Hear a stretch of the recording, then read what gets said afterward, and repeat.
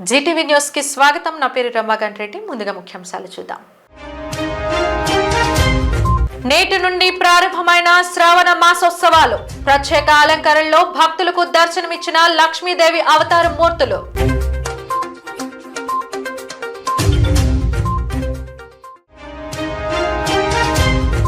₹129,00,000 విలువైన బంగారు ఆభరణాల చోరీ కేసును ఛేదించిన విశాఖ పోలీసులు. వివరాలను వెల్లడించిన సిపి సంకభ్రత బాగ్చి.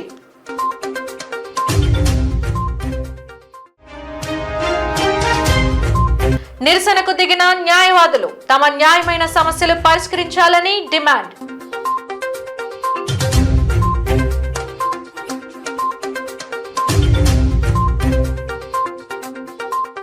ఉత్తరాంధ్ర ప్రజల ఆరాధ్య దేవతగా, భక్తుల కోర్కెలు తీర్చే కల్పవల్లిగా విశాఖ బుర్జుపేటలో వెంచేసి ఉన్న శ్రీ కనక మహాలక్ష్మి అమ్మవారి శ్రావణ మాస పూజలు నేటి నుండి ఘనంగా ప్రారంభమయ్యాయి. దక్షిణ నియోజకవర్గ ఎమ్మెల్యే వంశీకృష్ణ శ్రీనివాస్ ముందుగా జ్యోతి ప్రజ్వలన చేసి మాసోత్సవాన్ని ప్రారంభించారు. అధిక సంఖ్యలో హాజరైన భక్తులు అమ్మవారి గర్భాలయంలో పసుపు, కుంకుమ, పంచామృతాలతో అభిషేకం నిర్వహించి తరించారు.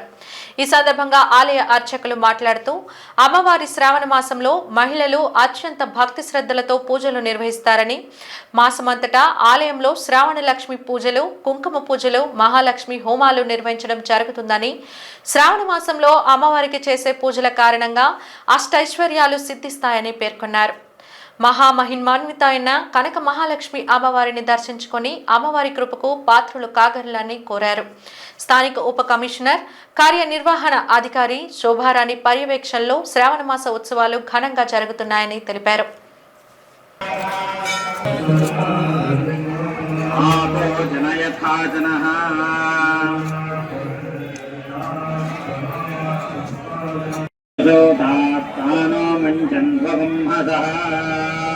దేవీముపహ్వజే శ్రీర్మా దేవీర్జుషదా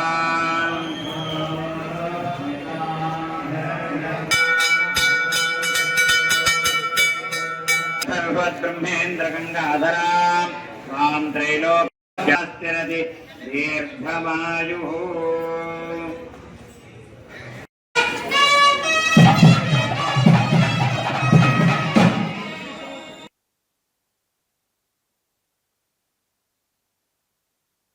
శ్రీ కనక మహాలక్ష్మి అమ్మవారికి ఈ యొక్క శ్రావణ మాసోత్సవంలో భాగంగా ప్రతి సంవత్సరం జరిగేలాగా ఈ సంవత్సరం కూడా శ్రీ కనక మహాలక్ష్మి అమ్మవారి ఆలయంలో శ్రావణ లక్ష్మి పూజలు, ప్రతినిత్యం కూడా సహస్రనామ కుంకుమ పూజలు, అలాగే మహాలక్ష్మి హోమం కార్యక్రమాలు ఈరోజు ఉదయం మనం ప్రారంభించుకున్నాం. అలా ప్రతినిత్యం కూడా జరుగుతాయి. కావున 50 మంది భక్తులు శ్రీ కనక వచ్చి అమ్మవారిని దర్శించుకుని అలాగే విశేషమైనటువంటి కుంకుమ పూజలో పాల్గొని తరించవలసిందిగా కోరుచున్నాం. విశాఖ కుర్ప మార్కెట్ దరి కొలువు తీరిన శ్రీ కన్యకా పరమేశ్వరి ఆలయంలో శ్రావణ మాస పూజలు అత్యంత ఘనంగా ప్రారంభమయ్యాయి. ముత్యాల చీర అలంకరణలో కన్యకా పరమేశ్వరి అమ్మవారు భక్తులకు దర్శనమిచ్చారు. 250 మంది మహిళలచే సామూహిక కుంకుమ పూజలు నిర్వహింపజేశారు ఆలయ కమిటీ సభ్యులు. ఈ సందర్భంగా ఆలయంలో అమ్మవారి మూల విరాట్కు తెల్లవారుజామున 5 గంటలకు శుద్ధ జలం, పాలు, పెరుగు, తేనె, గంధం, పసుపు, కుంకుమ, వివిధ రకాల పండ్ల రసాలతో సహా 108 ద్రవ్యములతో ప్రత్యేక క్షీరాభిషేకం నిర్వహించినట్టు ఆలయ అర్చకులు తెలిపారు. అనంతరం అమ్మవారికి ప్రత్యేక పూజలు, అమ్మవారికి ముత్యాల చీర అలంకరణ, 108 బంగారు పుష్పాలతో నివేదన గావించి భక్తులకు దర్శనం కల్పించినట్లు తెలియజేశారు. దేవాలయ ప్రాంగణంలో మహిళలు సామూహిక లలిత సహస్రనామ పారాయణం చేసిన పిదప సుమారు 250 మంది మహిళలచే సామూహిక కుంకుమ పూజలు నిర్వహించినట్లు పేర్కొన్నారు. అమ్మవారు చాలా ఆర్య వయసులో ఎలవేలుపు లక్ష్మీదేవి అమ్మవారు కాబట్టి ఆ అమ్మవారికి శ్రావణ మాసం అత్యంత వైభవంగా చేస్తామండి. మొదటి శుక్రవారం సందర్భంగా అమ్మవారిని శ్రావణ మాసం ఈసారి 5 వారాలు పడిందండి. మొదటి వారం అమ్మవారిని ముత్యాల చీరతో అలంకరించి అమ్మవారి సువర్ణ పుష్పాలు పూజ చేసి లలితా సహస్రం కుంకుమ పూజ చేయడం జరిగిందండి. ఈరోజు అమ్మవారికి తెల్లవారుజామున 4 గంటల సుప్రభాత సేవ, తదనంతరం పంచామృతాలతోని, పలరసాలతోని, 108 రకాల ద్రవ్యాలతో అమ్మవారికి అభిషేకం చేసి విశేషంగా పూజ చేశామండి. వచ్చిన మహిళల చేత కూడా 250 నుంచి 300 మంది మహిళల చేత లక్ష్మీ సహస్రనామాచ అనే కుంకుమ పూజ కూడా చేస్తున్నామండి. అదేవిధంగా రెండవ వారం అమ్మవారికి సువర్ణ వస్త్రం, తర్వాత 3వ వారం అమ్మవారికి పట్టు వస్త్రం వరలక్ష్మీదేవి పూజకి, 4వ వారం రజిత వస్త్రం వెండి చీరతో, 5వ వారం అమ్మవారికి లక్ష్మీదేవి అవతారం అలంకరించున్నామండి. 5వ వారం పూజ అయిన తర్వాత వచ్చిన మహిళలకి భక్తులందరికీ కూడా ఒక 1000 మంది వరకు కూడా మహానదాన కార్యక్రమం చేస్తున్నాం. కానీ భక్తులందరూ వచ్చి ఈ కార్యక్రమం పాల్గొని అమ్మవారికి అనుగ్రహం పొందుతారని మరీ కోరుతున్నామండి. ధర్మస్థలి నేరాలపై సుప్రీంకోర్టు సిట్టింగ్ జడ్జి పర్యవేక్షణలో ఉన్నత స్థాయి దర్యాప్తు చేపట్టి దోషులందరినీ కఠినంగా శిక్షించాలని, తక్షణమే సాక్ష్య రక్షణతో పాటు ఫిర్యాదుదారులకు, న్యాయవాదులకు రక్షణ కల్పించాలని డిమాండ్ చేస్తూ ఈరోజు జీవీఎంసీ గాంధీ విగ్రహం ఎదుట పీఓడబ్ల్యూ, ఎన్ఎఫ్ఐడబ్ల్యూ ఆధ్వర్యంలో నిరసన కార్యక్రమం నిర్వహించబడింది. ఈ సందర్భంగా నిరసనకారులు మాట్లాడుతూ కర్ణాటక ధర్మస్థలి ఆలయంలో 1995 నుండి 2014 వరకు పనిచేసిన మాజీ పారిశుద్ధ కార్మికుడు, అనేక మంది అత్యాచార ఆనవాళ్లు ఉన్న బాలికల, మహిళల శవాల్ని తాను నేత్రావతి నదీ పరివాహక ప్రాంతంలో పూడ్చిపెట్టానని చెప్పాడని, ఆలయ ట్రస్టీ తనకున్న రాజకీయ, అధికార, డబ్బు పలుకుబడితో ఈ విషయాన్ని తారుమారు చేసి తనకు ప్రాణహాని తలపెడతాడన్న భయంతో ఇన్నాళ్లు నిజాన్ని బహిర్గతం చేయకుండా ఉన్నట్టు కార్మికుడు ఒప్పుకున్నాడని అన్నారు. అయితే పాపభీతి కారణంగా బయటకు వచ్చి నిజం చెప్పాడని సాక్ష్యాల రక్షణ చేపడుతూ అన్ని అవశేషాల్ని వెలికి తీయాలని డిమాండ్ చేశారు. ఆ కాలంలో తప్పిపోయిన అమ్మాయిల కుటుంబ సభ్యుల ఫిర్యాదులపై సమగ్రంగా విచారించాలని పోలీసుల్ని ఆదేశించాలని, ఫార్సనిక్ నిపుణుల బృందంతో శాస్త్రీయ దర్యాప్తు జరపాలని, ఫిర్యాదుదారునికి, సౌజన్య తల్లికి, న్యాయవాదులకు రక్షణ కల్పించాలని డిమాండ్ చేశారు. రక్షణ కల్పించి ప్రాథమిక సాక్ష్యాధారాలు ఉన్నాయో లేదో చూడాల్సిన టెంపుల్ టౌన్ పోలీస్ స్టేషన్ వారు అతను పదే అక్కడికి వెళ్లి రమ్మని పిలిచినప్పటికీ కూడా రాకపోవటము, అదేవిధంగా వాళ్ళకి బ్రెయిన్ మ్యాపింగ్ టెస్టులు, ఫింగర్ ప్రింటింగ్ టెస్టులు, నార్కో అనాలిసిస్ టెస్టులు చేస్తూ కాలం గడుపుతున్నారు తప్ప ప్రాథమిక సాక్ష్యాధారాలు ఉన్నాయా లేదని చెప్పేసి పరిశీలించలేదు. ఈ రోజు ఈనాడు వచ్చిన కొత్త సంబంధించిన వివాదం ఏమి కాదు, కొత్తగా వచ్చిన ఇట్లాంటి విషయమే కాదు, ప్రచారంలోకి వచ్చింది కాదు. గతం నుంచి కూడా సౌజన్య కేసు, జస్టిస్ ఫర్ సౌజన్య అని ఎంతో పెద్ద పోరాటం నడిచింది. ఆనాడు కూడా అప్పుడు కూడా వాళ్ళు జస్టిస్ కోసం పోరాడినప్పుడు వాళ్ళందరినీ బెదిరింపులకు పాల్పడ్డారని, ఆలయ ట్రస్టీ సంబంధించిన ఆలయ ధర్మకర్తలు వాళ్ళందరినీ బెదిరింపులకు పాల్పడ్డారని, అంతేకాకుండా వార్తలన్నీ కూడా ప్రచారం కాకుండా వాళ్ళు కోర్టుకెళ్లి గాగ్ ఆర్డర్స్ తీసుకొచ్చారని, అప్పటి నుంచి అక్కడ ధర్మస్థలిలో జరుగుతున్న విషయాలు ఏమీ కూడా ప్రచారం కాకుండా 1995 నుంచి 2014 వరకు ఏ ప్రభుత్వాల అధికారంలో ఉన్నప్పటికీ కూడా ఆ ధర్మస్థలి విషయాలు ఎక్కడ కూడా ప్రచారం కాకుండా వాళ్ళు ప్రభావితమైన వాళ్ళు అడ్డుకున్నారని అందరికీ తెలిసిన విషయమే. మరి అలాంటప్పుడు ఇతను ఆధారాలు చూపిస్తున్నప్పుడు నేత్రావతి నదీ పరివాహ ప్రాంతంలోనే నేను వందలాది మంది అమ్మాయిల శవాలను పూడ్చాను, ఖననం చేశాను, దహనం చేశాను అని అతను చెప్తున్నప్పుడు దాన్ని ఎందుకు ఆ ప్రాంతాన్ని పర్యవేక్షించారో, సాక్ష్యాధారాన్ని మాఫీ చేసే అవకాశం ఉన్నప్పుడు ఆ సాక్ష్యాలని రక్షించడానికి ప్రభుత్వం ఎందుకు పూనుకోదు? కాబట్టి ఇప్పటి వరకు కూడా కాలయాపన చేయడము అంటే ప్రజలంతా ఆందోళన చేసిన తర్వాత మళ్ళీ బాధిత మహిళల యొక్క కుటుంబాలు వచ్చి మళ్ళీ ఫిర్యాదు చేసిన తర్వాత ఇప్పుడు కర్ణాటక ప్రభుత్వము ఒక సిట్టేసి చేతులు దులుపుకుంటుంది. దీని మీద ఎటువంటి నమ్మకం లేదు. ఈ రోజు చట్టాలు పోరాడి సాధించుకున్న చట్టాలన్నిటి కూడా పటిష్టంగా అమలుపరచకపోవడం వల్ల నేరస్తులు తప్పించుకున్నారటువంటిది మరొకసారి రుజువుతున్నట్టు నేపథ్యంలో ఎవరైతే ధర్మకర్తలు ఉన్నారో వారిని ఎందుకు సుమోటోకి విచారణ చేయట్లేదని చెప్పేసి పోలీసులు సుమోటోకి ఎందుకు కేసు తీసుకోవాలని చెప్పి మహిళా సంఘాల ఐక్యవేదికగా మేము అడుగుతా ఉన్నాం. బేటీ బచావో బేటీ పడావో అన్నారు. ఈ రోజు భారత మాతకి జయ అని చెప్తున్నారు. భారత మాత బిడ్డలు చిన్నారులు మొదలుకొని పెద్దవాళ్ళ వరకు ఈ రోజు అత్యాచారాలు గురవుతున్న ఈ నేపథ్యంలో పూర్తిగా సిట్టింగ్ జడ్జి చేత విచారణ జరిపించాలి. ఇటువంటి సిట్లు అనేక సందర్భాలు జరిగినప్పుడు వేశారు కాబట్టి ఆ సిట్లు మాకు మహిళా సంఘాల ఐక్యవేదిక మాకు ఎటువంటి నమ్మకం లేదు కాబట్టి సుప్రీంకోర్టు జడ్జి చేత సిట్టింగ్ వేసి న్యాయ విచారణ జరిపించాలి. ప్రశాంతమైన విశాఖ నగరంలో గత కొన్ని నెలలుగా హత్యలు, దోపిడీలు పెరిగిపోతున్నాయి. దీంతో నగరవాసులు తీవ్ర భయాందోళనకు గురవుతున్నారు. అయితే పోలీసులు మాత్రం ఎప్పటికప్పుడు నేర నియంత్రణకు నూతన విధానాలతో ముందుకు వెళ్తూ నిందితుల్ని పట్టుకుంటున్నారు. అందులో భాగంగా 1,29,00,000 రూపాయల విలువైన బంగారు ఆభరణాలు చోరీ కేసును విశాఖ పోలీసులు ఛేదించారు. క్రిష్ డైమండ్స్ అండ్ జ్యువెలరీ యాజమాన్యం ఫిర్యాదు మేరకు కేసు నమోదు చేసిన పోలీసులు బంగారం షాపులో ఉన్న బంగారు ఆభరణాలను మార్కెటింగ్ ఎగ్జిక్యూటివ్ చోరీ చేసినట్టు గుర్తించారు. మార్కెటింగ్ చేస్తాం, ఆభరణాలు వేరే షాపులకి తీసుకుని వెళ్తామంటూ చోరీ చేసిన నిందితుడు జేజీని అరెస్టు చేశామని, ద్వారకా పోలీస్ స్టేషన్ పరిధిలో చోటు చేసుకున్న ఘటనకు సంబంధించిన వివరాలను సిపి సంకబ్రత బాక్షి మీడియాకు వెల్లడించారు. కానీ ఈ షాప్లో ఇంతకుముందు ఇలాగే జరిగింది. హైదరాబాద్లో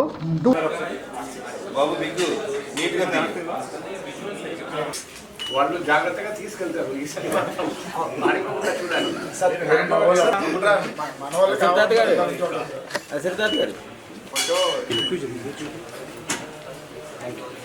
జూలై ఒక క్రైమ్ జరిగింది, ఒక నేరం జరిగింది. హోటల్ సాయి శ్రీనివాస్ రెసిడెన్సీ, అక్కడ లలిత్ జ్యువెలర్స్ ఎదురుగా ఉన్న హోటల్ నుండి ఒక వ్యక్తి ఒక జ్యువెలరీ షాప్ నుండి తీసుకొచ్చిన ఆభరణాలను తీసుకొని మార్నింగ్ వాక్కి వెళ్తున్నామని చెప్పి వెళ్ళిపోయాడండి. తర్వాత అప్పటి నుండి ఆచూకీ తెలియడం లేదు. సో ఆ వంశీ అనే అదే షాప్లో పనిచేస్తున్న రెండో వ్యక్తి ఎవరో వచ్చారండి వైజాగ్, హైదరాబాద్ నుండి.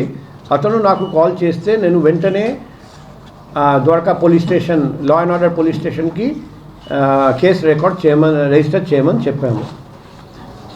ఆ వ్యక్తి తీసుకున్న సామానులు వచ్చేసి 18 క్యారెట్ ఆభరణాలు, టోటల్ 128.764 క్యారెట్, 22 క్యారెట్ గోల్డ్ ఆభరణాలు వచ్చేసి మొత్తం. మరియు ఇవన్నీ వజ్రం, బంగారం కాదు, డైమండ్, అన్ని డైమండ్. ఫస్ట్ 18 క్యారెట్ ఆభరణాలు వచ్చేసి ఇంతకుముందు చెప్పాము. 22 క్యారెట్ ఆభరణాలు వజ్రం వచ్చేసి టోటల్ 15.890 క్యారెట్. మొత్తం ఆభరణాలు విలువ వచ్చేసి వెయిట్ వచ్చేసి 906.695 గ్రామాలు. So total weight 144.624 carrot. మొత్తం ఆభరణాలు విలువ రూపాయలతో చూస్తే 1,29,48,100, తర్వాత 54.68 రూపాయలు. ఆ రోజు నుండి ఈరోజు 25 జూలై పగలు రాత్రి కృషి చేసి మొత్తం ప్రాపర్టీ రికవరీ చేశారండి.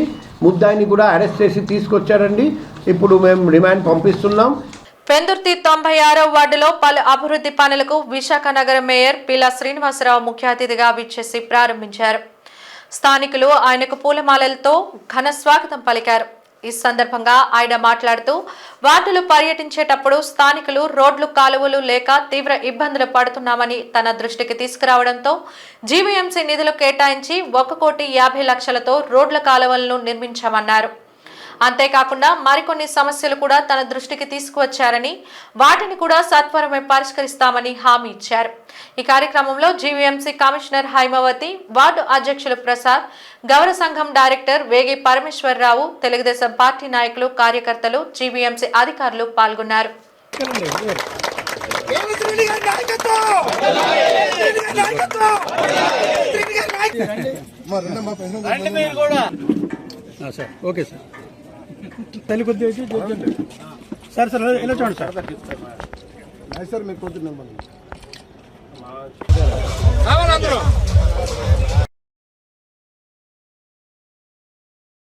నా వార్డులో మేయర్ అయ్యాక ఫస్ట్ టైము మేయర్గా వార్డులో 4 ప్రారంభోత్సవాలు పెట్టడం జరిగింది. దాంట్లో లక్ష్మీనగర్ ఒక భాగంగా ప్రారంభం చేసుకున్నాం. ప్రజల్లో కానీ నాయకుల్లో కానీ ఎప్పుడూ పీలా శ్రీని ఒక్కలాగే ఆ రోజు ఎలాగున్నానో ఈరోజు కూడా వాళ్ళందరూ ఆ విధంగా అభిమానిస్తూ ఎప్పుడు కూడా మా తండ్రి గారు పీలా మహేశ్వరి గారు విలువలకి కట్టుబడి రాజకీయం చేస్తున్నాను. ఒక జిల్లాలో మేరుగా మంచి పాలన ఇవ్వాలని ఒక ఎజెండాతో విశాఖపట్నంలోనే పెందుర్తి నుంచి ఒక పీలా శ్రీని అనే వ్యక్తి నాయకుడికి వెళ్ళి ప్రజలకి మంచి చేశాడని ఒక పేరు కోసమే కష్టపడుతున్నాను. దాన్ని ప్రజలు సహకరిస్తున్నారు, అధికారులు సహకరిస్తున్నారు. దానివల్ల మంచి రిజల్ట్స్ వస్తున్నాయి. ప్రకృతి ఆధారంగా మిద్దె తోటలు పెంచుతామని గ్రీన్ క్లైమేట్ టీమ్ ఎన్జిఓ వ్యవస్థాపక కార్యదర్శి జేవి రత్నం పిలుపునిచ్చారు. గోపాలపట్నం రైతు బజార్లో మన కూరగాయల తోట, వనమాలి, సిటీజీ సంస్థలకు చెందిన మిద్దె తోటల రైతులకు, ఇతరులకు బత్తిలి, వెల్లంకి చెందిన వంకాయ మొక్కల నారు, బాపట్ల మిర్చి నారు, టమాటా, నాటుబంతి మొక్కల నారు అడ్మిన్ నాదెళ్ల జ్యోతి చేతుల మీదుగా పంపిణీ చేశారు. అనంతరం ఆయన మాట్లాడుతూ దేశీయ కూరగాయ విత్తనాలతో మాత్రమే కూరగాయలు, ఆకుకూరలు పండిద్దామన్నారు. స్వదేశీయ విత్తనాలు ఇచ్చిపుచ్చుకునే పద్ధతి కొనసాగిద్దామని వివరించారు. విశాఖను మిద్దె తోటల నగరంగా తీర్చిదిద్దుదామని, ఇందుకు ప్రతి ఒక్కరూ సహకరించాలని కోరారు. నాదెళ్ల జ్యోతి మాట్లాడుతూ విశాఖ మహానగరంలో వనమాలి, సిటీజీ సంస్థలు అధికంగా ప్రకృతి ఆధారంగా కూరగాయ మొక్కలు పెంచేందుకు కృషి చేస్తున్నాయన్నారు. ప్రతి ఒక్కరూ వచ్చి తమ గ్రూపులో చేరి ఎవరి ఇంటి వద్ద వారు కూరగాయలు, ఆకుకూరలు పండించుకోవాలని కోరారు. దీని ద్వారా ఏంటంటే ఎక్కడ మనం మొక్కలు తెచ్చుకోవాలి, ఏం చేయాలి అని అవగాహన లేని అందరికీ కూడా ఇలా ఫ్రీగా ఇవ్వడం వల్ల వాళ్ళు ఇంకొంచెం ప్రోత్సాహకరంగా వాళ్ళ మిద్దెల మీద మొక్కలు పెంచుకుని చక్కగా సేంద్రీయ పద్ధతిలో అన్ని క్రాప్స్ ని తీసుకోవాలనే ముఖ్య ఉద్దేశంతో మేము అందరిని కూడా ప్రోత్సహించడం జరిగింది. ఇక్కడ అందరూ కూడా చక్కగా జనాలు వచ్చి చాలా ఉత్సాహంగా, చాలా ఇంట్రెస్ట్ గా ప్రతి మొక్క గురించి అడిగి తెలుసుకుని మరి మొక్కలను పట్టుకెళ్లి పెంచడం జరుగుతుంది. సో ఇదే విధంగా వైజాగ్ మొత్తం కూడా గ్రీన్ సిటీ అవ్వాలనే ముఖ్య ఉద్దేశంతో ఇలాంటి కార్యక్రమాలన్నీ చేపడుతున్నాం. Thank you. వనమాలి, సిటీజీ మన కూరగాయల తోటకు చెందిన మిద్దె తోట రైతుల కోసం, ఇళ్ల దగ్గర కూరగాయలు పండించుకునే రైతుల కోసం చాలా మొక్కలు ఈరోజు ఇవ్వడం జరిగింది. దాదాపుగా ఒక 5,000 మొక్కలు తీసుకుని వచ్చి పంపిణీ చేయడం జరిగింది. ఇదే విధానంలో ఇంకా సిటీ అంతా పంపిణీ చేసేందుకు ఏర్పాట్లు చేస్తున్నాం. విభిన్న ప్రాంతాలలో సమావేశాలు నిర్వహించి చేయబోతున్నాము. అయితే ప్రతి ఒక్కరూ తమ ఇంటి దగ్గర కూరగాయలు పండించుకోవాలని, ఏదైతే మేము దేశీయ విత్తనాలతో పండించిన ఆకుకూరలు, కూరగాయలు, మొక్కలు, నారు, విత్తనాలు ఇస్తున్నాము. ఇవన్నీ ప్రతి ఒక్కరు సద్వినియోగం చేసుకోవాలని కోరుతున్నాము. అలాగే మన విశాఖ మహానగరాన్ని మిద్దె తోటల నగరంగా తీర్చిదిద్దేందుకు మీరంతా సహకరించాలని కోరుతున్నాం. ఎవరైతే కూరగాయ మొక్కలు, నారు కావాలనుకుంటున్నారో వాళ్ళంతా కూడా సంప్రదించండి. మేము ఖచ్చితంగా ఈ ఏడాది చాలా పెద్ద ఎత్తున ఇళ్ల పైకప్పు మీద వ్యవసాయం చేసుకునే వారికి నారు ఇచ్చేందుకు ఏర్పాట్లు చేసి సిద్ధంగా ఉన్నాము. విశాఖ డైరీలో కాంట్రాక్ట్ కార్మికులుగా పనిచేస్తున్న 305 మందిని అన్యాయంగా ఏ విధమైనటువంటి నోటీసులు లేకుండా యాజమాన్యం తొలగించడం అన్యాయమని, వీరిని వెంటనే విధుల్లోకి తీసుకోవాలని కోరుతూ ఈరోజు జీవీఎంసీ గాంధీ విగ్రహం ఎదుట Visakha dairy contract workers employees union CITU ఆధ్వర్యంలో ధర్నా నిర్వహించారు. ముందుగా జీవీఎంసీ గాంధీ విగ్రహం నుండి Lalitha jewellers, RTC complex, Gurajada విగ్రహం, ఆసిలిమెట్ట మీదుగా తిరిగి జీవీఎంసీ గాంధీ విగ్రహానికి భారీ ప్రదర్శన నిర్వహించారు. అనంతరం జరిగిన ధర్నాను ఉద్దేశించి సిఐటియు రాష్ట్ర ప్రధాన కార్యదర్శి నర్సింగరావు, జిల్లా ప్రధాన కార్యదర్శి ఆర్కేఎస్వి కుమార్లు మాట్లాడుతూ విశాఖ డైరీ యాజమాన్యం కార్మికులు యూనియన్ పెట్టుకున్నారనే నెపంతో ఏ విధమైన పద్ధతిని పాటించకుండా చట్టవిరుద్ధంగా కక్షపూరిత ధోరణితో 350 మంది కాంట్రాక్ట్ కార్మికులు తొలగించడం దుర్మార్గమన్నారు. దీనిపై జాయింట్ కమిషనర్ ఆఫ్ లేబర్ అందరినీ విధుల్లోకి తీసుకోమని కాంట్రాక్టర్కు ఆదేశాలు ఇవ్వడం జరిగిందని, అదే సందర్భంలో కాంట్రాక్టర్ కూడా అందరినీ విధుల్లోకి తీసుకుంటామని జేసీఎల్ దగ్గర అంగీకరించారన్నారు. కానీ యాజమాన్యం యూనియన్ని నిర్వీర్యం చేసేందుకు గత 15 సంవత్సరాల పైబడి పనిచేస్తున్నటువంటి వీరందరినీ విధుల నుండి తొలగించడంతో పాటు పర్మనెంట్ ఎంప్లాయీస్ యూనియన్ నాయకులు మరో 4గురిని సస్పెండ్ చేస్తూ నోటీసులు ఇచ్చారన్నారు. తక్షణమే తొలగించిన కార్మికులను విధుల్లోకి తీసుకోవాలని, సస్పెండ్ చేసిన వారి సస్పెన్షన్ను ఎత్తివేయాలని డిమాండ్ చేశారు. ఈరోజు వాళ్ళకి జీతాలు పెంచి యూనియన్ పెట్టిన తర్వాత జీతాలు పెంచాల్సి వచ్చింది. అందుకని మళ్ళా తొలగించి కొత్త వాళ్ళని వేసుకోవాలనే దుర్బుద్ధితో మేనేజ్మెంట్ ఈ కుట్ర అనేది చేస్తుంది. దీన్ని ఎటువంటి పరిస్థితుల్లో అంగీకరించే పరిస్థితి లేదు. కాంట్రాక్ట్ కార్మికులు వేలాది మంది విశాఖలో ఉన్నటువంటి కార్మికులందరూ కూడా ఈరోజు డైరీ ముందే ఆందోళన చేయాల్సినటువంటి పరిస్థితి అనేది వస్తుంది. డైరీ యొక్క బండారం మొత్తం కూడా బయట పెడతాం. డైరీ యొక్క అవినీతిలు, డైరీ ఇతర విషయాల్లోకి మేము వెళ్ళా ఇంతవరకు. ఇప్పటికైనా కానీ మేము దాంట్లో జోక్యం చేసుకుంటే ఏ స్థాయికి వెళ్తుందో తెలుసు. ఇప్పటికైనా కూడా ఒళ్ళు దగ్గర పెట్టుకొని కార్మికులు వెంటనే పనిలోకి తీసుకోండి, లేకపోతే పరిణామాలు చాలా తీవ్రంగా ఉంటాయని విశాఖ డైరీ యాజమాన్యాన్ని హెచ్చరిస్తున్నాం. రాష్ట్రంలో 500 కోట్ల రూపాయలతో దేవాలయాల పునర్నిర్మాణ పనులు చేపడుతున్నామని, దేవాలయాల పరిమాణాన్ని బట్టి రాబోయే 24 నెలల్లో పూర్తి చేయడం జరుగుతుందని రాష్ట్ర దేవాదాయ శాఖ మంత్రి ఆనం రామనారాయణ రెడ్డి వెల్లడించారు. ఈరోజు సింహాచలంలోని శ్రీ వరాహ లక్ష్మీ నరసింహస్వామి వారిని ఆయన దర్శించుకున్నారు. ఆలయానికి చేరుకున్న మంత్రికి కార్యనిర్వహణాధికారి వి త్రినాథరావు, ఆలయ ప్రధాన అర్చకులు శ్రీనివాసాచార్యులు, ఇతర అర్చకులు పూర్ణ కుంభంతో స్వాగతం పలికారు. మంత్రి ముందుగా కప్పస్తంభాన్ని ఆలింగనం చేసుకుని అనంతరం స్వామివారిని దర్శించుకున్నారు. వేద పండితుల ఆశీర్వచనం పొందారు.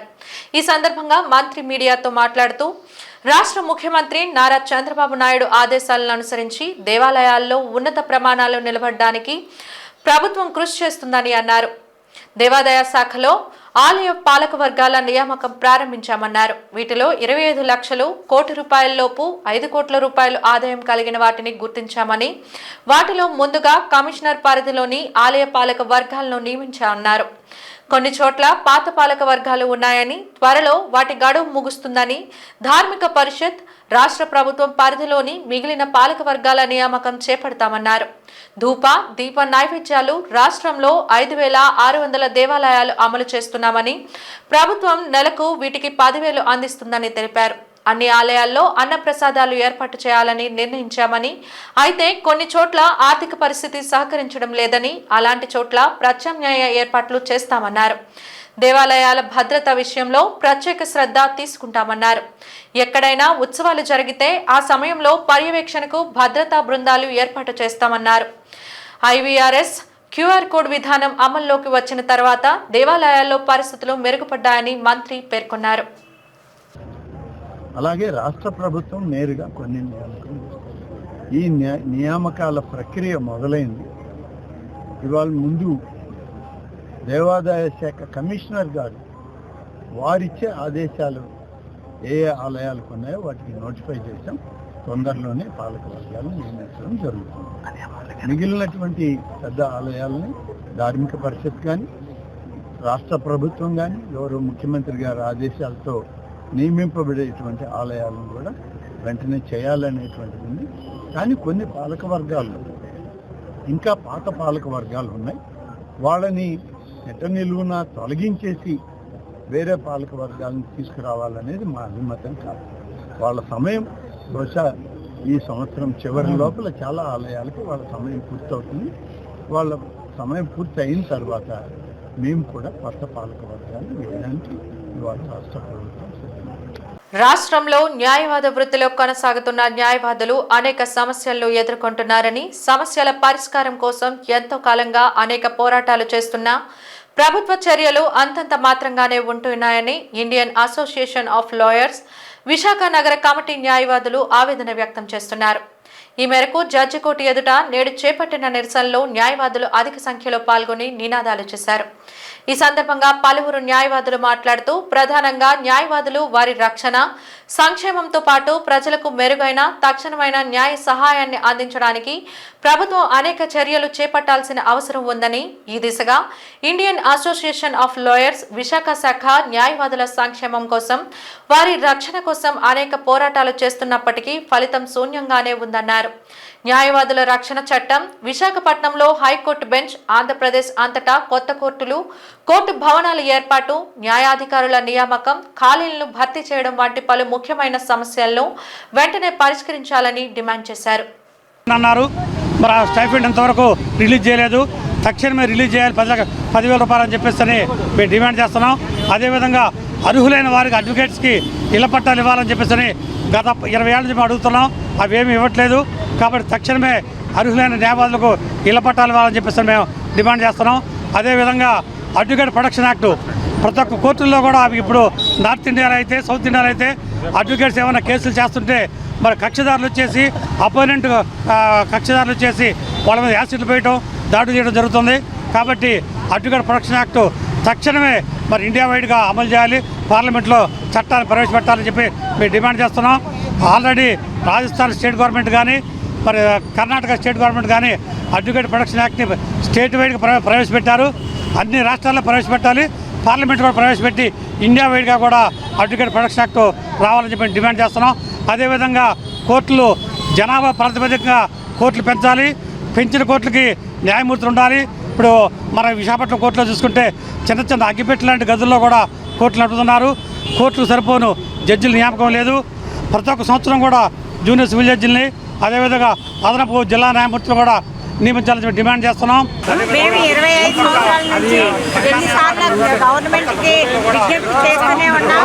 మా అడ్వకేట్ డెత్ బెనిఫిట్ని 10 లక్షలు చేయమని విడతలుగా 4 లక్షలు ఇప్పుడు 6 లక్షలు చేశారు. కానీ ఇవాళ మినిమం ఏ ఉన్నా కూడా అందరికీ అన్ని బెనిఫిట్స్ బాగానే వస్తున్నాయి. ఒక అడ్వకేట్ దగ్గరికి వచ్చినప్పుడు మాత్రం మా సేవల్ని వాడుకొని మాకు మాత్రం ఏదైనా ఇవ్వాలి అంటే ఆలోచిస్తుంది ప్రభుత్వం. అందువల్ల వెంటనే ప్రభుత్వం తక్షణమే స్పందించి ఈ రాష్ట్ర వ్యాప్త ఆందోళన మేము చేస్తున్నాం. 10 లక్షలు పెంచాలి. అలాగే ముఖ్యంగా మా న్యాయవాదులు, మహిళా న్యాయవాదులకి ఏ కోర్టులను కూడా సరైన ఫెసిలిటీస్ లేవు. ఆ ఫెసిలిటీస్ కూడా కల్పించాలి. అలాగే వెయిటింగ్ హాల్స్ ప్రతి కోర్టులో మహిళా న్యాయవాదులకి వెయిటింగ్ హాల్స్ నిర్మించాలి. అలాగే ఇక్కడ అడ్వకేట్లకి ఏం జరిగినా కూడా మాకు రక్షణ లేదు. మేము సమాజం కోసం పాటుపడుతున్నాం కానీ మా కోసం గవర్నమెంట్ ప్రొటెక్షన్ యాక్ట్ని అమెండ్ చేయట్లేదు. ఆ ప్రొటెక్షన్ యాక్ట్ని వెంటనే అమలు చేయాలని ఇండియన్ అసోసియేషన్ ఆఫ్ లాయర్స్ తరఫు నుంచి మేము ముఖ్యంగా కోరుతున్నాం. వార్తలు ముగించే ముందు ముఖ్యాంశాలు మరోసారి. నేటి నుండి ప్రారంభమైన శ్రావణ మాసోత్సవాలు. ప్రత్యేక అలంకరణలో భక్తులకు దర్శనమిచ్చిన లక్ష్మీదేవి అవతార మూర్తులు.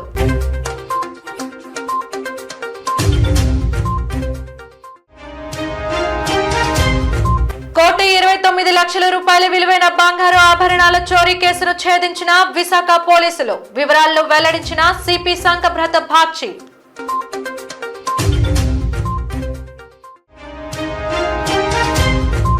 నిరసనకు దిగిన న్యాయవాదులు తమ న్యాయమైన సమస్యలు పరిష్కరించాలని డిమాండ్.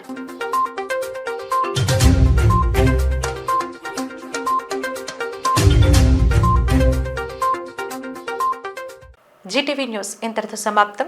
నమస్కారం.